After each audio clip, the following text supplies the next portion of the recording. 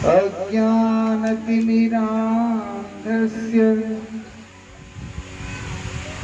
ज्ञानाञ्जनशलाकया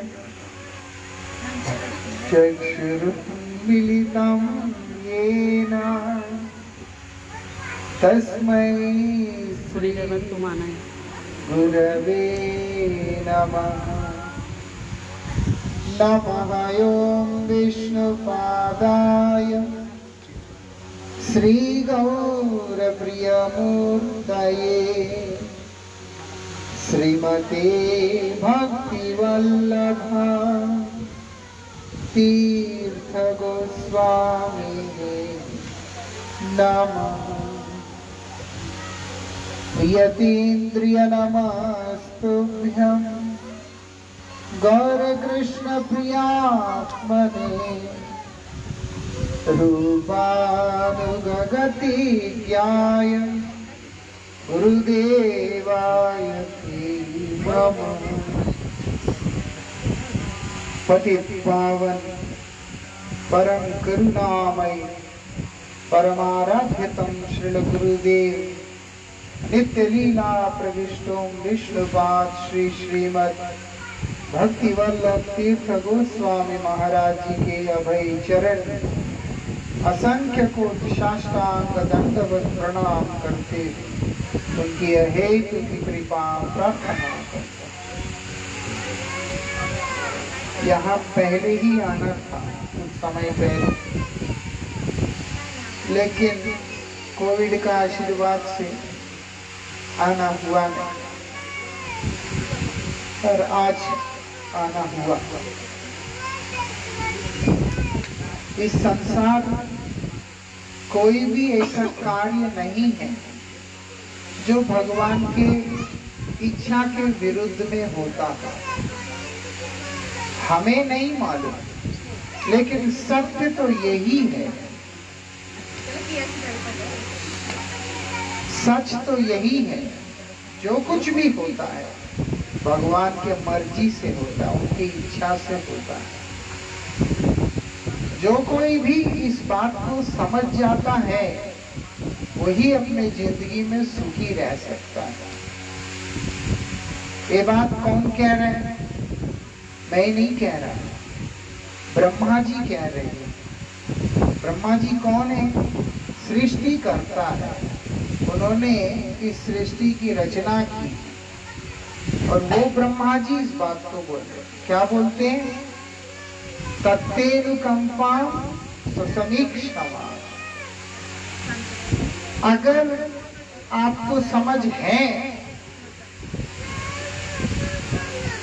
तो इस बात को अच्छी तरह से समझ लो। जो कुछ भी हो रहा है वो सब उन्हीं का कृपा से हो रहा है।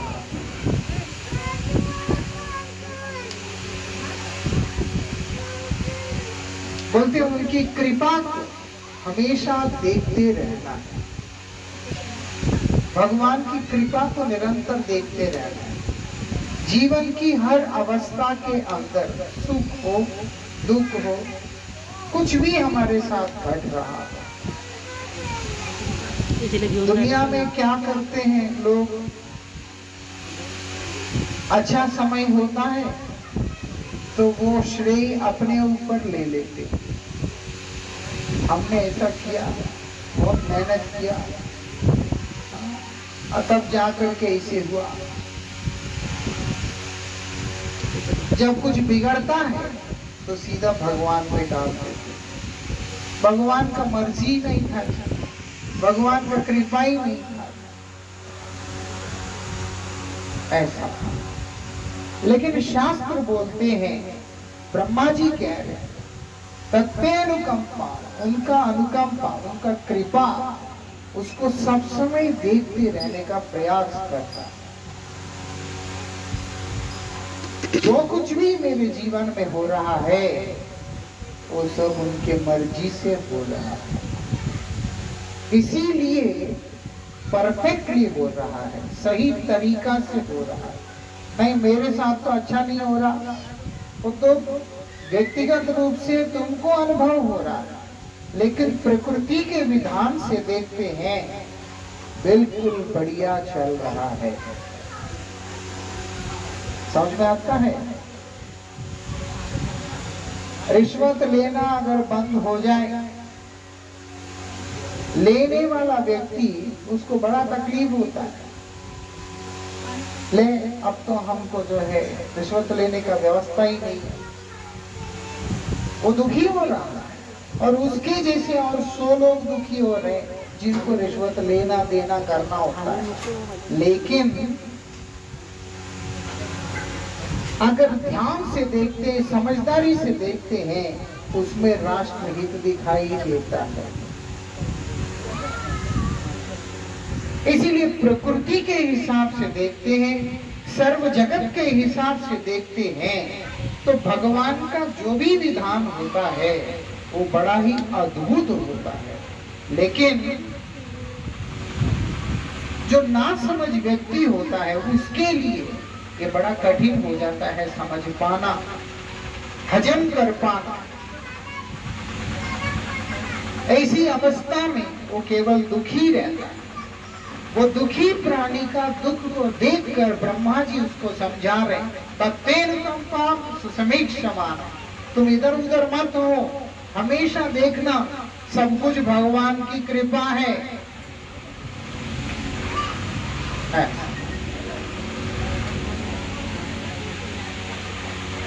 और क्या कहते हैं? भुंजान एवात्म कृतम विपाकम,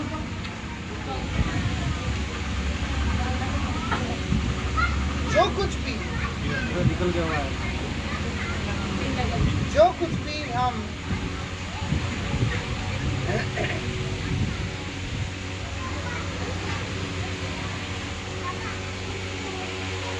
हरे कृष्णा,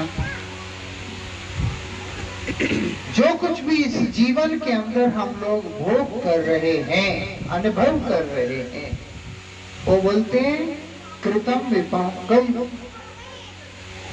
अपने द्वारा किए हुए कर्मों का फल ही भगवान की कृपा से हमारे जीवन में आ रहा है। कुछ अलग से भगवान हमको कुछ नहीं दे रहे हैं, तो फिर भगवान की विशेषता क्या है?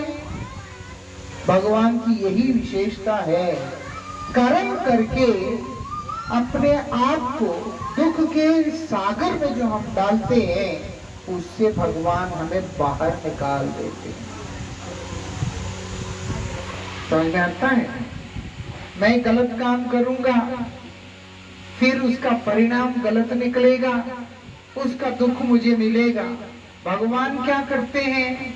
मेरे कर्मों को शुद्ध कर देते हैं, जिससे कभी भी मुझे पाप अथवा पुण्य फल प्राप्त ही नहीं होगा। जब पाप भी नहीं है, पुण्य भी नहीं है, तो मेरे जीवन में दुख कहां? ऐसा इसीलिए ब्रह्मा जी बोल रहे हैं, हृदवाक वपुभी विददन नमस्ते। क्या करना होगा तुमने? शरीर से, मन से, वाणी से भगवान को प्रणाम करना है, उनका शरणागत होना, उनके शरण में जाना। हम तो उनके शरण में ही रहते हैं। बोलते ना, शरण में जाना मतलब कैसे जाना है? भगवत गीता में भगवान बोल रहे हैं कैसे जाना होगा। यत् करोसि यदस्नासि यज्जुहोसि ददासि यत् तपस्यसि कौन्तेय तत्पुरुष मदर्पण। इस भाव से शरणागत होना होगा। तुम चाहे कोई भी काम करते हो, यज्ञ करते हो, अनुष्ठान करते हो, पूजा करते हो, काम करते हो, नौकरी करते हो, खाना खाते हो, कुछ भी करते हो, तपस्या करते हो, त्याग करते हो, वैराग्य करते हो, दान करते हो, पुण्य करते हो, कुछ भी करते हो, तत्पुरुष मदर्पणम। तुम सब कुछ करो, कोई मना नहीं है, लेकिन मदर्पणम मेरे में शरणागत होकर के करना होगा। ऐसा शरीर से, मन से, वाणी से जो कार्य किया जा सकता है बोलते हैं वो सारे कार्य, किया जाने वाले कार्य, ऐसा नहीं कि कुछ भी करेंगे हम, जो शास्त्र के द्वारा सम्मत जो भी कार्य होते हैं, है ना, शास्त्र जिन कार्यों को करने के लिए कभी भी तिरस्कार नहीं किया, ऐसे कार्यों को, ऐसे काम को जो लोग करते हैं, भगवान बोलते वो सब मुझ में अर्पित होकर के करना। उसी को बोलते हृदय शरीर मन वाणी के द्वारा मेरा शरणापन्न होना। ऐसा शरणागत कैसे होना होता है? आजकल ये भी एक विडंबना है। सबको लगता है हम भगवान का भजन करते तो हैं, लेकिन शास्त्र कहते हैं कि जिस परिपाटी से, जिस तरीका से तुम करते हो, वो वास्तविकता में भजन की श्रेणी में नहीं आता है। फिर भजन कैसे करना है? बोलते सती स्त्री की तरह करना है। सती स्त्री जानते हैं, पतिव्रता, बोलते ऐसे भजन करना होगा। बोलते पतिव्रता की तरह कैसे भजन करेंगे? बोलते पतिव्रता नारी, उसके जीवन में एक ही पति होता है, 20 पति नहीं होते। मतलब वो मन से भी किसी और को पति के रूप में नहीं देखती है ना? ऐसी महान जो माता जो रहती है, पतिव्रता जिसको कहते हैं, उनका सर्वस्व उनका पति है, लेकिन पति के रिश्ते से वो देवर का भी सेवा करती है, जरूरत पड़ा तो जेठ का भी सेवा करती है, ससुर का भी करती है, सास का भी करती है, ननंद का भी करती है, पति के रिश्तेदारों का भी करती है, दोस्तों का भी करती है, यहाँ तक कि जो पति के रिश्ते से देवर के दोस्त आते हैं उनको भी करती है, सब कुछ करती है। ये नहीं बोलेगी कि देवर का दोस्त है मैं क्यों करूं, क्योंकि मेरे पति का भाई है, उसका दोस्त है। लेकिन पति का जो जगह होता है, आसन, उसके ऊपर किसी को भी नहीं बिठाती है। बिठाती है? पति नहीं है तो कोई बात नहीं, ससुर को ही पति मान लेती हूँ, ऐसा कोई करती है? या देवर को ही मान लेती हूँ पति, ऐसा कोई करती है? कोई नहीं करता। पति का जो जगह है वो उसी का जगह है, बाकी सबका जगह पति के साथ रिश्ते के कारण में है। इसको बोलते अनन्य शरणागति। भगवान का भजन ऐसा करना है कि भगवान सबसे ऊपर में है और मैं शरीर से, मन से, वाणी से भगवान का दास हूँ। भगवान के साथ संबंध होने से सारे जगत का सेवा मैं करूंगा, लेकिन मेरे प्राणों के नाथ जो है, मेरे स्वामी, वो भगवान के अलावा कोई और नहीं हो सकता है। ऐसा इस चीज को हमें समझना होगा। आजकल कैसे करते हैं, सोमवार को शिव जी, मंगलवार को हनुमान जी, बुधवार को कोई और, गुरुवार को कोई और, शुक्रवार को संतोषी माता, शनिवार को शनिदेव। एक नहीं, दो नहीं, सब, ताकि कोई नाराज ना हो। एक समय मैंने कहीं पे गया था, वहां मैं उनसे कहा था कि भगवान का भजन करना चाहिए, तो वो लोगों ने भगवान का चित्रपट लाकर मंदिर में रखा। अगले दिन उनके रिश्तेदार घर में पहुंच गए, ये बोल के कि माता ने सपना दिया हमको कि तुमने हमारा जगह छीन लिया, तुमने हमारा जगह छीन लिया। बोलते क्यों? क्योंकि ठाकुर जी का चित्र वहां पे रखा, हमारा जगह तुमने छीन लिया, हम नाराज हो गया। जो माता भगवान की सेवा से नाराज हो जाती है, शास्त्र कहते हैं वो माता ही नहीं हो सकती है। मालूम है क्यों? क्योंकि माता एक रूप में श्री विष्णु सहोदरी है। एक स्वरूप उनका ऐसा है जिसमें वो भगवान की बहन है एक रूप में, और तत्व से भगवान का ही आह्लादिनी शक्ति है। भगवान की एक शक्ति है विशेष जिसको कहते हैं आह्लादिनी शक्ति, जो कि भगवान को सुख देने वाली शक्ति है। उसी आह्लादिनी शक्ति का विस्तार है, उसी का अवतार है। तो भगवान की दासी कहां से बोल सकती है कि भगवान का सेवा होने से मेरा अपमान हुआ? ऐसा कुरुक्षेत्र के अंदर 52 शक्तिपीठों में से एक है भद्रकाली का, वो कुरुक्षेत्र में है। अभी जड़ भरत जी महाराज को भागवत जी में एक प्रसंग आता है, उसमें से एक भक्त हुए हैं, एक संत हुए हैं, उनका नाम है जड़ भरत।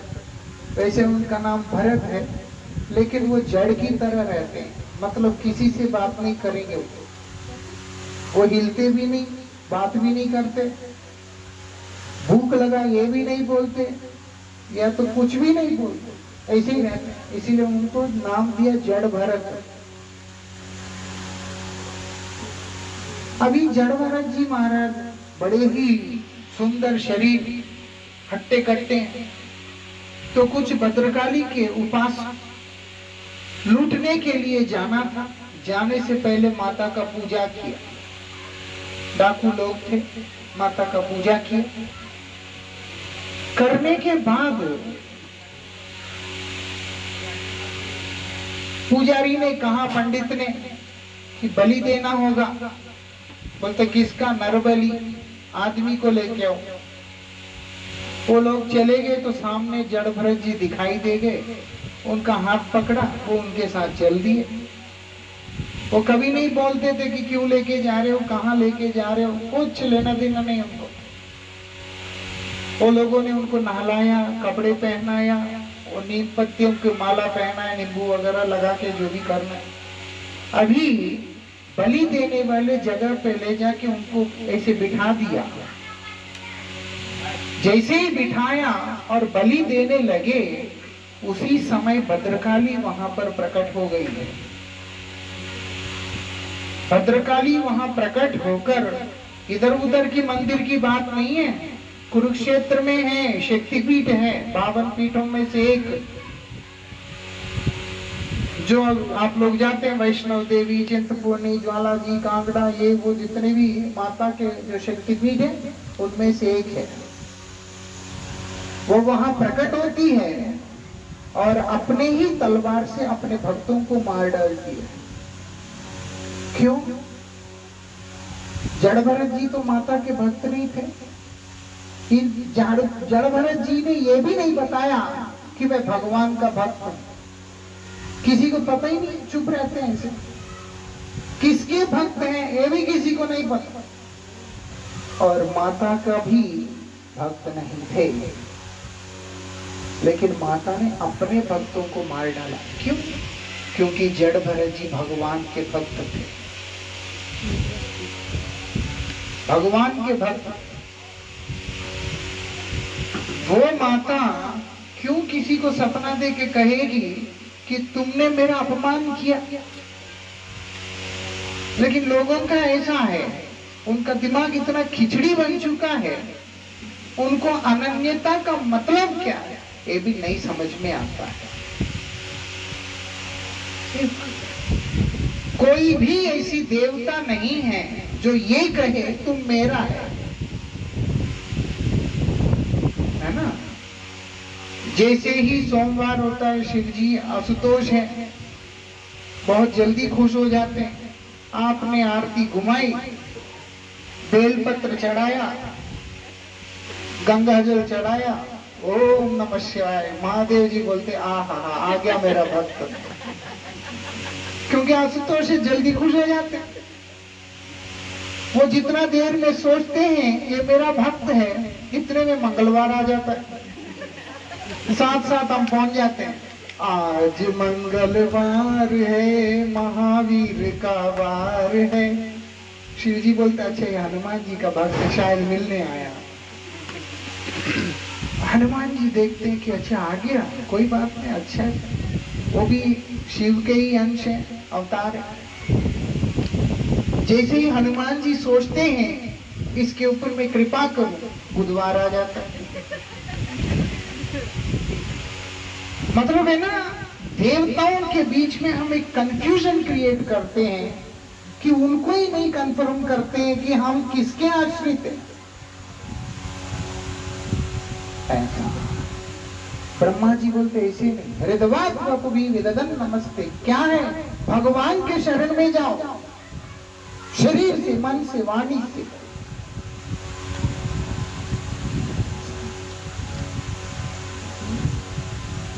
शुक्रवार आता है संतोषी माता आ जाती है, शनिवार आता है शनिदेव। तो मेरे बचपन में तो मैंने देखा नहीं, आजकल शनि का कुछ ज्यादा ही चल रहा है।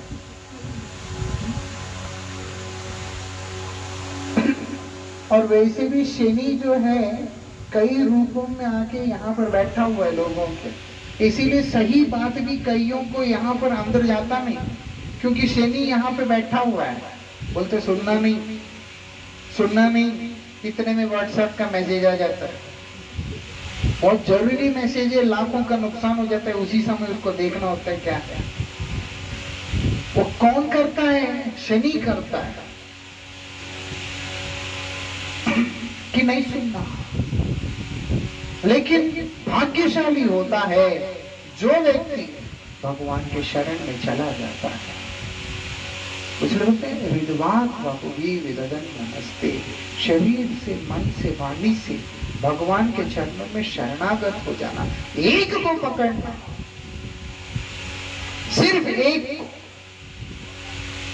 वो भगवान है तो सबसे अच्छा है, क्योंकि यस्मिन् विज्ञाते सर्वमिदं विज्ञातं भवति। शास्त्र बोलते हैं अगर तुमने उस एक को समझ लिया, तुम्हें और कुछ अलग से समझने की जरूरत ही नहीं है।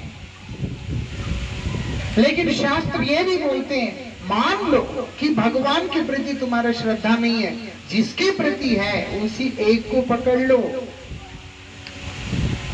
ये विकल्प भी दिया, लेकिन खिचड़ी बनना नहीं कभी। खिचड़ी बनने से हम कभी भी भगवान की उस कृपा को अनुभव नहीं कर सकते हैं। जो कृपा भगवान हमारे ऊपर निरंतर बरसा रहे हैं, उसको हम लोग कभी भी अनुभव नहीं कर पाएंगे। समझ लेना इस चीज को। कोई शास्त्र ये नहीं कहता है कि आप शिव जी की उपासना मत करो, गणेश जी की उपासना मत करो, माता की उपासना मत करो, कोई शास्त्र ऐसा नहीं कहता है। लेकिन जो करो निष्ठा के साथ में करो, एक भाव से करो, अनन्य भाव से करो। ऐसा ब्रह्मा जी, उनकी तो कोई पूजा करता नहीं है, लेकिन ब्रह्मा जी भी इस बात को जोर दे के बोल रहे हैं, ईश्वरा परमा कृष्ण सच्चिदानंद विग्रह। जितने भी तुम्हें दिखलाई दे रहे हैं ये सारे ईश्वर हैं, मतलब ये सब देवता है, जिसके अंदर बल है, जिसमें ताकत है, और उस ताकत का जो स्वामी है वो ईश्वर है। इसीलिए मैं हूं और जितने भी देववृंद हैं, ब्रह्मा जी बोल रहे हैं हम सब ईश्वर हैं। लेकिन मैं आज एक उद्घोषणा करता हूं, ईश्वरा परम कृष्ण। ईश्वरों में जो सर्वोपरि है, सबसे श्रेष्ठ, वो कौन है? कृष्ण है। कौन है वो? सच्चिदानंद विग्रह। ऐसा ही नहीं बोल रहे कि भगवान की आप आराधना करो, जो तुम है उसका वो मूर्तिमान स्वरूप है। मैं कौन हूं? बोलते सच्चिदानंद। सच्चिदानंद क्या होता है? सच्चिदानंद तो सबने सुना ही हुआ। लेकिन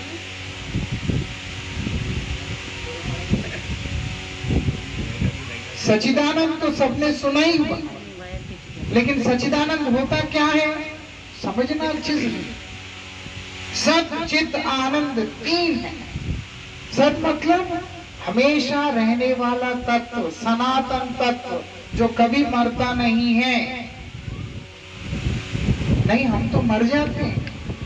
कौन मरता है? ये शरीर मरता है, हम नहीं मरते।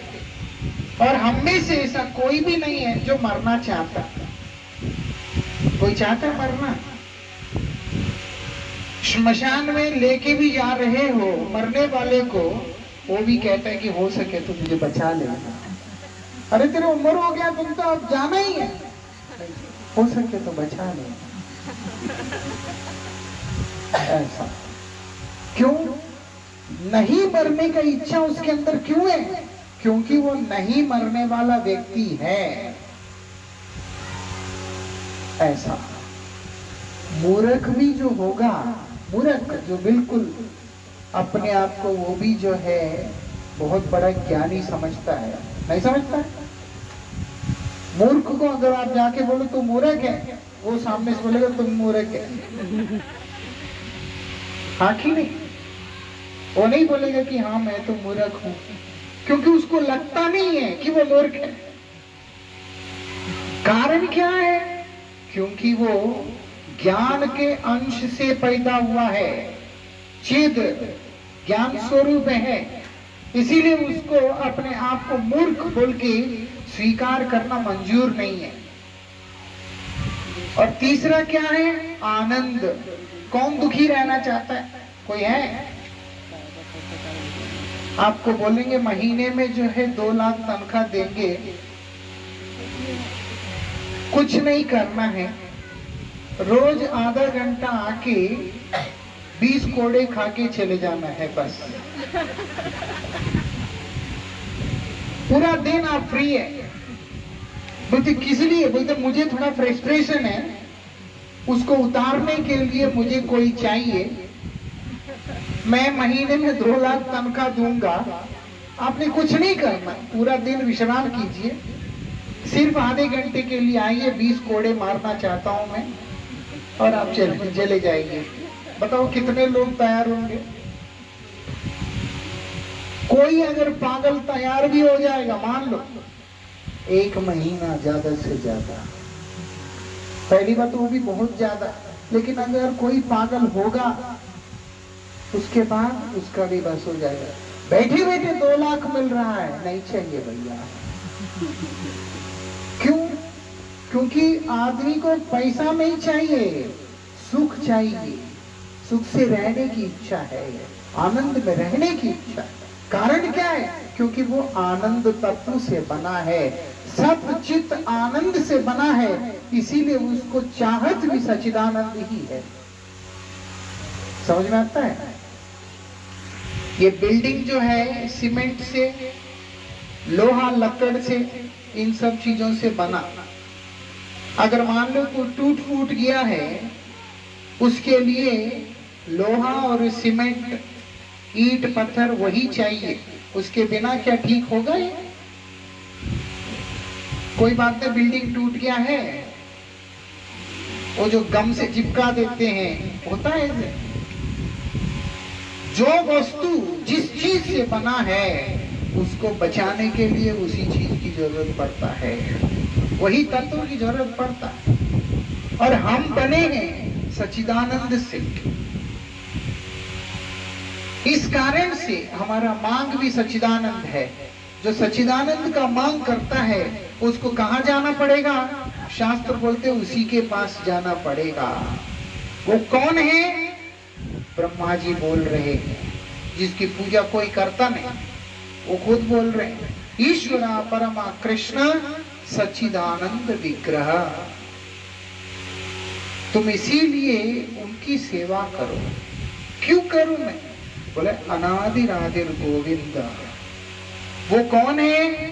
आदि मध्य और अंत रहित है, क्योंकि काल उनके पास नहीं है,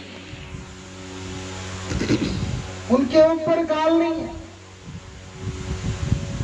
सर्व कारण कारण, सभी कारणों के कारण है। वो कौन है? सभी कारणों के कारण।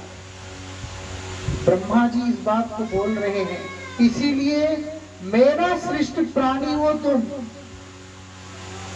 मेरा सृष्ट प्राणी हो। अगर तुम अपना फायदा चाहते हो, जाके भगवान का भजन करो। ऐसा शिव जी क्या कहते हैं? पार्वती से कह रहे हैं, उमा कहूं मैं अनुभव अपना, मैं अपना अनुभव कहना चाहता हूं तुमको। क्या है? सत्य हरि भजन जगत सब सत्य। सच क्या है? तत्व क्या है? बोलते भगवान का भजन। बाकी सब कुछ जो है स्वप्न ही है। पद्म पुराण में कहते हैं, शिव स्वयं पार्वती से आराधना नाम अभी सर्वेशाम विश्व आराधना परम। जितनी भी उपासनाएं हैं उनमें श्रेष्ठ उपासना किसकी है? बोलते विष्णु की है। भगवान की उपासना सबसे श्रेष्ठ उपासना है। उनसे ऊपर किसी की उपासना है ही नहीं। ब्रह्मा शिव आदि देववृंद इस बात को बतला रहे हैं कि भगवान का भजन करेगा तो तुम्हारा फायदा होगा। तब भी अगर जो व्यक्ति नहीं करना चाहता है, शास्त्र बोलते चिंता मत करो, जिसको तुम मानते हो उसी का भजन करो, लेकिन ढंग से तो करो, ढंग से करो। उल्टे सीधे उपासनाओं को करने के लिए मना किया, लेकिन ढंग से करने को बोला। शिव जी का उपासना किया था बहुत सारे भक्तों ने। काशी विश्वनाथ जी के अंदर एक भक्त रहता था, शिव जी का बहुत बड़ा भक्त। उसका नाम था जीवन। लगभग 500 साल पहले की बात है। वो शिव जी का भक्त है। उसका एक बेटी है। अब होता ये है, उसके पास पैसा नहीं है, कुछ भी नहीं है। तो शिव जी को उसको देख के तरस आ गया। शिव जी ने उससे कहा, तुम वृंदावन जाओ, तुमको बहुत धन मिलेगा, बहुत पैसा मिल जाएगा। खुद बोल रहे हैं बिना मांगे। क्यों? क्योंकि वो शिव जी के ऊपर ही पूरी तरह से निर्भर था। शिव जी चाहते थे कि इसका आत्म कल्याण हो, इसका मंगल हो। उसको वृंदावन भेजा। और आत्म कल्याण कैसे होगा? बोलते भगवान के शरण में जाने से होगा। उसने कभी भगवान की भजन नहीं किया, वो शिव जी का भजन किया। काशी के अंदर रहता था, विश्वनाथ जी का पूजा करता था, बहुत अच्छा भक्त था शिव का। उन्होंने बोला, बेटा तुम वृंदावन चले जाओ, वहां एक भक्त है, उसका नाम है सनातन, उसके पास बहुत पैसा है, वो तुमको दे देगा, धन है, बहुत धन है, दे देगा। बोला ठीक है। वृंदावन आ गया। बोलते सनातन कौन है? देखा तो दिखा दिया कि ये पहाड़ के ऊपर रहते हैं, पेड़ के नीचे एक बाबा जी, वो उनका नाम ही सनातन गोस्वामी है। वहां पहुंच गया। जाके देखा, छोटा सा कपड़ा पहन के पेड़ के नीचे ऐसे बैठा हुआ एक बाबा जी। मन खराब हो गया। हो जाता है ना, मन उदास हो गया। ये क्या है? कहां काशी से चल के मैं यहां तक आया, ये आशा से कि कुछ काम बन जाएगा। बोलते हैं आखिर मेरे प्रभु ने मेरे से ही मजाक किया। जो भी हो, शिव जी ने कहा है जाके बात कर ही लेते। तो उनके पास गया, प्रणाम किया उनको,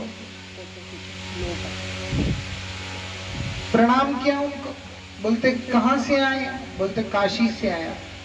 अच्छा, किस लिए? बोलते धन चाहिए था। और शिव जी ने कहा आपके पास धन है, बोलते मेरे पास तो कोई धन नहीं है। वो बोलते मुझे लगा ही था। ठीक है, आया, दर्शन किया, चलता हूँ, ठीक है जी जाओ। जब जाने लगे, सनातन गोस्वामी चिंता करते हैं, शिव जी तो झूठ नहीं बोल सकते, ऐसा तो नहीं शिव जी झूठ बोला, वो तो झूठ नहीं बोल सकते। धन कहाँ है, सोचना पड़ रहा है उनको। तो उनको याद आता है, वो उस ब्राह्मण को बुलाते, इधर आओ। आया, बोलते कूड़ा साफ करो। कूड़ा साफ करो? एक तो मैं गरीब, असहाय, और इतनी दूर चल के आया, जिसके लिए आया वो काम भी हुआ नहीं, अब आप मुझे बोलते कूड़ा साफ कर। कोई बात नहीं, संत ने कहा है बोल के जब जगह साफ किया, वहां से एक मणि निकला। बोलते ये मणि ले जाओ। वो कौन सा मणि है? उसको बोलते स्पर्श मणि। उसको जैसे ही आप लोहे पे लगाते हैं वो सोना बन जाता है। आजकल दिखता नहीं है ना, इसीलिए लोगों को विश्वास होता नहीं। लेकिन जवाहरलाल नेहरू जब भारत का प्रधानमंत्री थे, उस समय देश को पैसे की जरूरत था, कुछ क्राइसिस आया था, पैसे की जरूरत था, तो वो लोगों ने सभी मंदिरों में उन्होंने पैसा मांगा था, कुछ मदद मांगा था। भारत के जितने भी प्राचीन मंदिर थे वो लोगों ने बहुत सोना दिया, काफी कुछ दिया। जगन्नाथपुरी में आके वो लोगों ने जगन्नाथ जी के मंदिर से भी कुछ मांगा था। मंदिर वालों ने जगन्नाथ जी की आज्ञा से एक मणि निकाल के दिया, सिर्फ एक ही मणि, छोटा सा। बोले जगन्नाथ ने कहा कि यही देना है। वो मणि पूरा पृथ्वी घूम के वापस जगन्नाथ मंदिर में ही आ गया, क्योंकि कोई आज तक ऐसा कोई व्यक्ति नहीं मिला उसका मूल्यांकन कर सके। इतना अनमोल जो रत्न है उसको हम किसी को कैसे बेचे बोलकर वापस लाके उसी मंदिर में दे दिया। वो सेल नहीं हुआ। एक छोटा सा मणि है जिसका मूल्यांकन पूरा पृथ्वी नहीं कर पाया उस समय। पूरा दुनिया घूमा वो मणि कि शायद इसका कोई रेट फिक्स कर सकता है, लेकिन किसी के भी समझ में आया ही नहीं है इतनी मूल्यवान रत्न हमारे देश में है। ऐसा जो वो मणि ऐसा था, स्पर्श मणि, उसको लगाने से सोना बन जाता है। उसको बोले ले जाओ। जैसे ही सोने पे लगाया, बाजू पे एक सोने का वो लगा हुआ था चेन सा, उस पे लगाया, वो बन गया सोना। वो तो आनंद में तो है ना, होता ही है ना, जिसको पैसा चाहिए कहीं मिल जाए, उसको लॉटरी निकल जाए, वो तो फिर कंट्रोल खो जाता है। वो तो बिल्कुल वही आनंद में नाचते हुए जा रहा है। उनको तब मन में आता है इतनी कीमती चीज को जो कूड़ा में फेंक सकता है, मतलब इसके पास इससे भी कीमती कुछ है। कौन बुद्धि दे रहा है? शिव जी बुद्धि दे रहे हैं, क्योंकि शिव जी का भक्त है। क्या कर रहे हो तुम? जो इतनी कीमती चीज को कूड़ा में फेंका, मतलब है उसके पास इससे भी कीमती कुछ है, वो लेना। वापस गया, जाके कहते हैं महाराज, बोलते अब क्या चाहिए? दे तो दिया। बोलते ये नहीं चाहिए मुझे। बोलते ये नहीं चाहिए? बोलते हाँ, इससे कीमती चीज जो आपके पास है। बोलते तुझे कैसे पता? तभी तो आपने इसको कूड़े में फेंका। अब आप देखो, जिसके पास 1000 रुपए हो वो 10 रुपए इधर उधर कहीं भी रख दे, उसके लिए कुछ नहीं है। और जिसके पास करोड़ रुपए हैं, 1000-2000 तो उसके लिए तो कुछ भी नहीं है। जितना ज्यादा आपके पास है उसी हिसाब से और चीजों को आप गणना करते हैं, कुछ नहीं होता, चल बहुत पैसा है, चल। आपके पास कोई बहुमूल्य वस्तु है, तभी आपने इस मणि को कूड़ा में फेंका।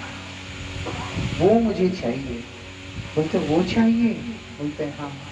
फिर तो तुमको भी इसे फेंकना होगा। वो बोलते फेंक दूंगा। बोलते जाओ जमुना जी में फेंक के नहा के आओ। वो फेंक के नहा के आया। उसको बोलते हैं, बोल मेरे साथ, क्या बोलना है? हरे कृष्णा हरे कृष्णा हरे कृष्णा हरे कृष्णा कृष्ण कृष्ण कृष्ण कृष्ण हरे हरे हरे हरे हरे राम हरे राम हरे राम हरे राम राम राम राम राम हरे हरे। हरे हरे। बोला कि इसको जाप करते रहे, है ना? वो हंस रहे हैं, बोले ये है जो करता है उसको पता होता है कि वो है क्या चीज है। शास्त्र बोलते हैं नाम चिंतामणि कृष्ण। जो कृष्ण का जो नाम है वो क्या है? चिंतामणि है। चिंतामणि की विशेषता क्या है? जो चिंतन करोगे वो आपको मिल जाएगा। जिस वस्तु का चिंतन किया जाता है वो वस्तु आपके सामने हाजिर है। तो नाम चिंतामणि कृष्ण। कृष्ण नाम चिंतामणि है। ये स्पर्श मणि, शमन तत्मणि आदि जितने भी मणि है उन सबसे ऊपर की बात है। इसीलिए उन्होंने उस मणि को बाहर फेंका। जैसे ही उसको फेंका, साथ साथ उसको कृष्ण नाम का मणि दिया उन्होंने। ऐसा वो तो कृष्ण का भक्त नहीं, लेकिन शिव ने उनको कृष्ण नाम का मणि दिया। किसके माध्यम से? सनातन गोस्वामी के माध्यम से। वो मणि इतनी प्रभावशाली है। वो बोलते हैं चैतन्य रस विग्रह। जो रस है, जो आनंद, जो कि चेतनमय है, चिन्मय रस है, उसका विग्रह स्वरूप है। ऐसा इस संसार का आनंद जो है चेतनता नहीं है उसमें, वो नीरस है। इसीलिए जो आनंद अनुभव होते हुए भी उसमें स्थायित्व नहीं है। आज से 20 साल पहले डब्बा टीवी होता था, उसको देख के, दूरदर्शन देख के लोग खुश हो जाते थे। होते थे कि नहीं? दूरदर्शन देखते थे, खबर देखते थे, कुछ भी देखते थे, नहीं तो चित्रहार आता था उसको देखते थे, खुश, एकदम खुश। धीरे धीरे केबल टीवी आया। क्यों? क्योंकि उससे अब दिल भर गया। केबल टीवी आया, लोकल चैनल डिश अलग से आता था, अलग अलग एरिया का, उसमें से सिनेमा देख के खुश होते थे। बाद में फ्लैट स्क्रीन हुआ, 3D हुआ, पता नहीं क्या क्या हुआ। अभी 5000 चैनल आ चुके हैं। अब लोग उब चुके हैं, अब कोई देखना भी नहीं चाहता। कहने का मतलब है इच्छा जो है वो खत्म नहीं होता। रस जो है वो इस संसार में है ही नहीं, ये खत्म हो जाता है, लेकिन उसको भोगने की इच्छा वो खत्म नहीं होता। इसलिए बोल रहे भगवान का नाम ऐसा नहीं, जैसे आप नाम लेते जाएंगे, नाम लेते लेते लेते उसका जो रस है वो बढ़ता जाएगा। जैसे गन्ना खाओगे, शुरू में इसे छीलते हैं, थोड़ा मीठा मीठा तो लगता है, इतना मीठा नहीं लगता है, लगता है। जैसे जैसे चबाते जाएंगे उसका रस अंदर जाता रहेगा, फिर वो मीठा सा लगने लगता है। वो गन्ना है, थोड़ी देर चबाने के बाद उसका रस खत्म हो जाता है, फेंकना पड़ता है। लेकिन भगवान का नाम गन्ने की तरह नहीं है। जैसे जैसे नाम एक आदमी करने लगता है, हरिनाम करने लगता है, वैसे वैसे ही आनंद के अंदर डूब जाता है। आप लोगों को मालूम होगा तुकाराम जी महाराज बहुत सारे अभंगों का रचना किया उन्होंने, यही महाराष्ट्र के। विठल जी के भक्त रहे हैं, बहुत बड़े बड़े, बहुत तरह के अभंगों का रचना किया उन्होंने, इतने सुंदर तरीका से लिखते थे। एक समय उनके गांव में उनको बुला लिया कि आज कुछ नया आप लिखे, हम लोग उसको सुने और आनंद लें। शुरू हो गया। पूरा रात उन्होंने केवल एक ही शब्द का कीर्तन किया, वो है राम कृष्ण हरि, और कुछ गाए ही नहीं। बैठ के देख रहे, शायद अब गाने वाले, अब गाने वाले, अब गाने वाले, उठ के चले गए लोग, लेकिन वो पूरा रात बैठ के वहां पर राम कृष्ण हरि गा रहे। कैसे गा रहे? क्योंकि जब राम बोलते हैं तो आनंद इतना ज्यादा आ जाता है, हृदय भर जाता है बिल्कुल। जब हरि बोलते हैं, जब कृष्ण बोलते हैं, वो उसमें से बाहर निकल ही नहीं पाता, उसमें से बाहर नहीं निकल पाता, क्योंकि नाम, वो बोलते हैं अभिन्नत्वात् नाम नामिने। पुराण इस बात को कह रहा है कि भगवान का नाम और भगवान दोनों अलग वस्तु नहीं है, एक ही है। आपने नाम बुलाया तो भगवान सामने हाजिर है। इसीलिए ब्रह्मा शिव आदि देवता कह रहे हैं कि अगर तुम्हारा बुद्धि है सीधा भगवान का भजन करो, अगर नहीं समझ में आता है चिंता मत करो, जिसका भी भजन करते हो निष्ठा से करो, तुम्हारा परम मंगल होगा, है ना। ये शनिवार मंगलवार इधर उधर के चक्रों में जाना नहीं, जिसको आप मानते हैं दिल से मानना, और अगर शास्त्र की बात मानते हो तो भगवान को मानना, भगवान का नाम करना, हरिनाम से ऊपर कुछ भी नहीं। जो व्यक्ति भगवान का नाम करेगा उसके जीवन में परम शांति का आगमन हो जाएगा, उसके जीवन में परम शांति। अगर भगवान का नाम नहीं मानता है, भगवान का सेवा नहीं करता है, तो बहुत मुश्किल आएगा। लेकिन फिर भी शास्त्र बोलते हैं जिसको भी मानते हो उसे एक को मानोगे, उसकी कृपा से भी एक दिन तुम भगवान के पास ही जाओगे। सारे देवता सब मिलकर भगवान के पास ही लेके जाते हैं। इसलिए भगवान बोल रहे हैं जो अन्य देवों की उपासना करता है वो भी एक तरह की मेरा ही उपासना करता है, लेकिन वो अविधि पूर्वक है। विधि पूर्वक सीधा भगवान के शरण में जाना, उनकी सेवा करना, उसी से हमारा मंगल है। समय कम है इसलिए मैं अधिक बोलना नहीं चाहता, आप लोगों को समझ में आएगा भी नहीं, लेकिन इतना जरूर समझ लेना खिचड़ी बनना नहीं। बस मैं यही बोलने के लिए आज यहाँ आया, खिचड़ी बनना नहीं। मैं इसको भी मानता हूँ, उसको भी मानता हूँ, फलाने को भी मानता हूँ, है ना। तुम्हारा और मेरा मान्यता से कुछ मतलब नहीं रखता है। जो है सो रहेगा, जो नहीं है वो नहीं है। बुद्धिमानी इसी में है कि शास्त्र को माने। शास्त्र यही कहते हैं कि भगवान के शरण में जाओ, भगवान के शरण में जाएंगे, गोविंद के शरण में जाएंगे, उनका नाम का आश्रय लेंगे तो हमारा मंगल होगा, अन्यथा किसी का भी मंगल कभी भी नहीं होगा। भगवान गीता जी में बोल रहे हैं यश शास्त्र विधि मुसृत्य वर्तते कामकारत न सिद्धि मवाप्नोति न सुखम न पराम गति। मैं अपनी भावना के अनुसार सेवा करूंगा, मैं अपनी भावना के अनुसार मानूंगा। शास्त्र बोलते हैं, गीता जी कह रही है कि इससे लाभ नहीं होगा। मानना क्या है? बोलते शास्त्र मानना होगा। शास्त्र क्या होता है? हम सबको चलने के लिए भगवान के द्वारा बनाए हुए सिद्धांत। अब सीधा देखो ना, रोड है, गाड़ी है, मैं अपने मर्जी से चलूंगा, होगा? नहीं होगा।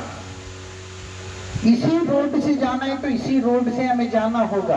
बगल वाले रोड से ऐसे आ सकते हैं लेकिन ऐसे जा नहीं सकते।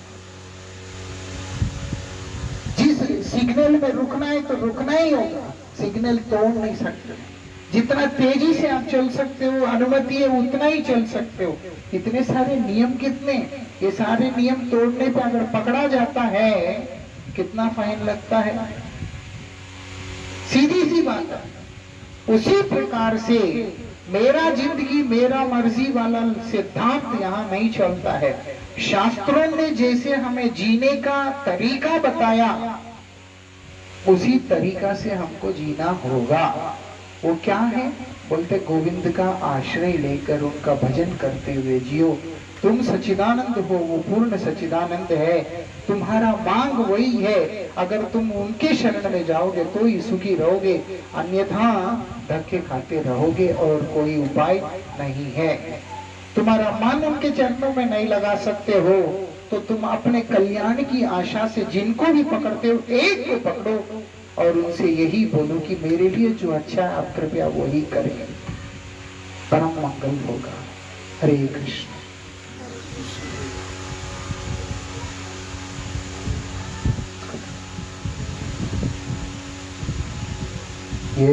यशोदानंदना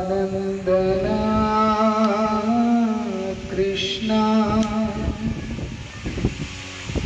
गोपाल गोविंद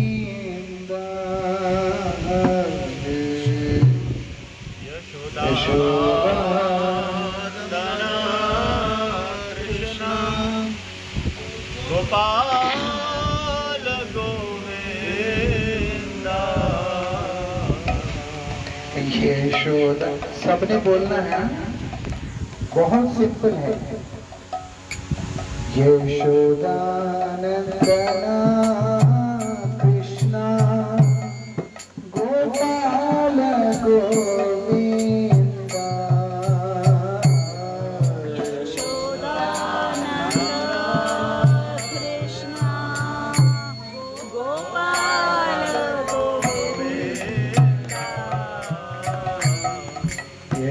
यशोदानंदना कृष्णा गोपाल गोविंद।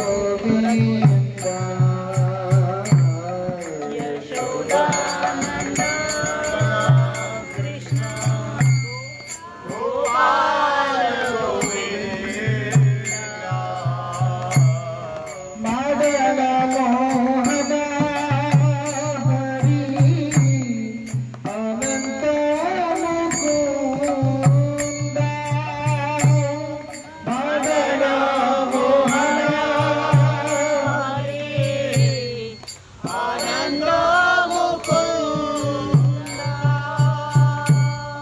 मदन मोहन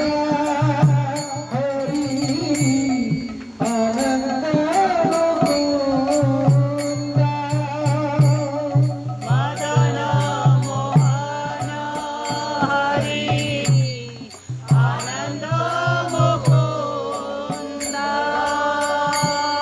अंग्रेजी भी गा लेते हैं ऐसा देखो। मदन मोहन नहीं बोल सकते, बोलो मदन मोहन, गोविंद, गोपीनाथ। और को मैं फारसी गा रहा हूँ। हाँ, बारातों में नाचते हैं, बड़ा मस्ती में नाचते हैं। यहाँ तो जिंदगी की बारात निकल रही है। गाना है सबने, और हम ऐसे नहीं जाएंगे, ऐसे सबको गवा के जाएंगे। मदन मोहन हरि अनंत मुकुंद। मदन अनंत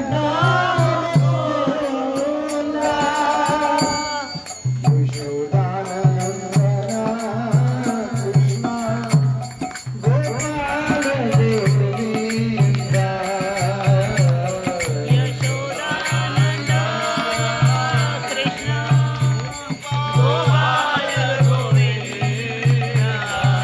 मदन मोहन हरि अनंत मुकुंद। मदन मोहन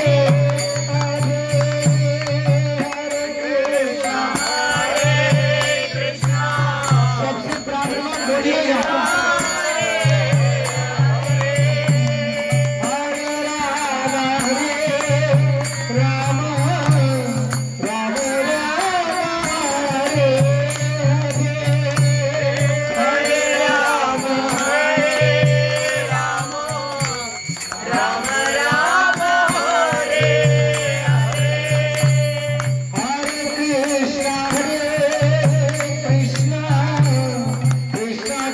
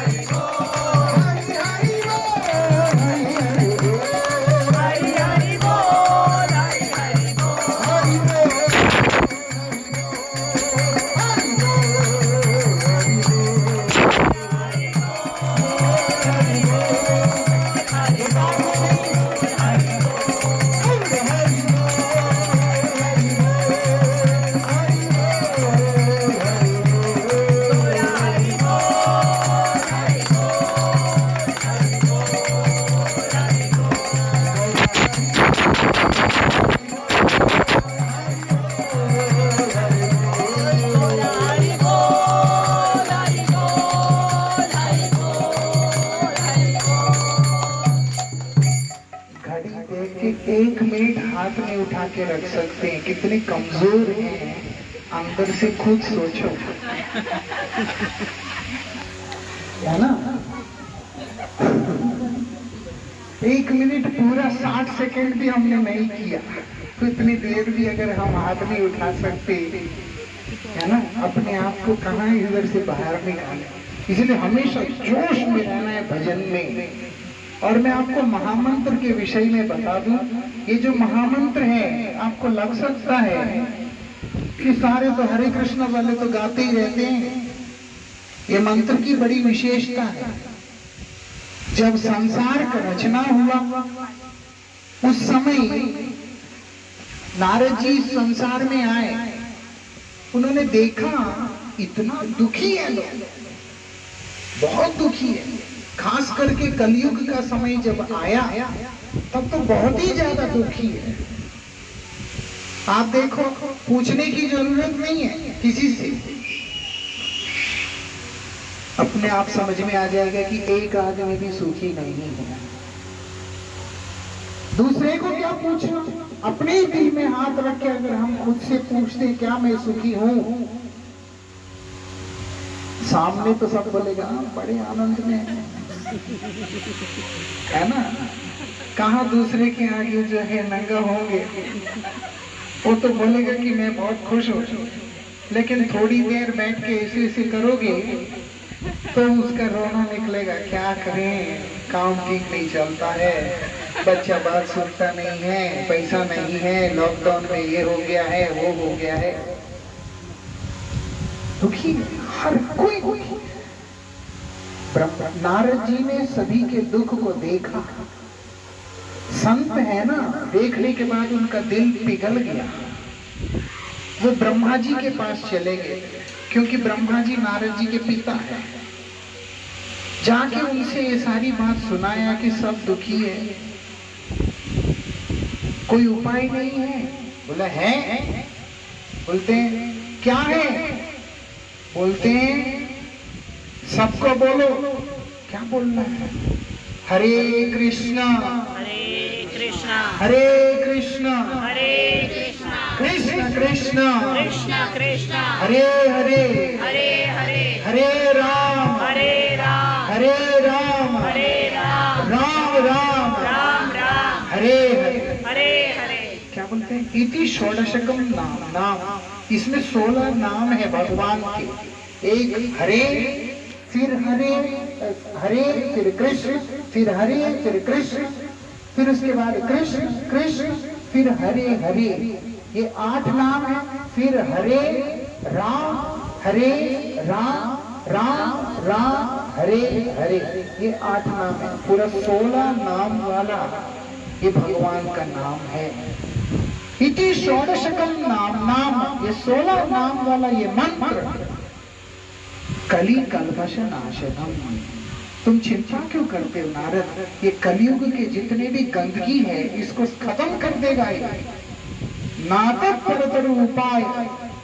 और अगर कोई सोचेगा इसके अलावा कोई और विकल्प भी है, इसके अलावा कोई और उपाय भी है, ब्रह्मा जी बोल रहे, मैं नहीं कह रहा, नाटक परतर उपाय, इससे श्रेष्ठ कोई और उपाय सर्ववेदेश दृश्यते। तुम सारे वेद इतिहास पुराण सब ढूंढ लो, इससे बढ़िया और आसान उपाय और कहीं मिलेगा नहीं। क्या बोलते, खाते सोते उठते बैठते जागते चलते फिरते, कोई बहाना के लिए जगह नहीं छोड़ा। खाते पीते सोते जागते उठते बैठते बाथरूम में कहीं पे हो, बोले हरिनाम करना बस। किसी किसी को बाथरूम थोड़ा सा देरी से आता है, वो उधर बैठ के करेगा कृष्ण कृष्ण कृष्ण हरे राम। नहा रहे हैं, अगर शावर के नीचे नहाते हैं, मग से उठा के जैसे भी नहाते, साबुन लगा के हरे कृष्ण कृष्ण। कितना मौका है भगवान का नाम करने का। जैसे आदमी नाम करेगा वैसे ही उसका फायदा होगा। ब्रह्मा जी इस बात को कह रहे हैं। मैं इधर आया इसलिए मैं एक प्रार्थना करना चाहूंगा, आप लोग अगर बना सके एक नियम बनाना, कम से कम 4 माला का जाप हमने करना ही करना। बहुत लोग मुझे हर जगह बोलते हमारा पूरा दिन चलता है, नाम तो चलता ही है, अच्छी बात है चलता है तो, लेकिन एक नियम बनाकर सुबह उठने के बाद 2 माला, रात को सोने से पहले 2 माला, कम से कम 4 माला का नियम बांध दें कि हम 4 माला से शुरू करेंगे और भगवान से यही कहेंगे कि हमारे लिए जो अच्छा होगा नाथ आप वो करना, बस इतना काम आप कर लीजिएगा। और दूसरे को जो तकलीफ देता है उसके जीवन में कभी सुख नहीं आ सकता। इसलिए जो लोग मांस खाते हैं कृपया मांस इत्यादि को त्याग कर दीजिएगा, वो अच्छा नहीं है। जीव हिंसा महापाप है, वो उसके अंदर भी प्राण है, वो भी तड़पता है, वो भी तड़पता है बेचारा, इसलिए उसको खाना नहीं। जो लोग मांस खाते हैं वो लोग मांस छोड़ दीजिएगा और प्रभु के शरण में जाके उनका नाम कीजिएगा। जो नहीं मांस खाते हैं तो बहुत अच्छी बात है, हरिनाम कीजिएगा, बहुत फायदा होगा। जय श्री श्री गुरु गौरांग गांधर्विका गिरिधाम श्री श्री राधा।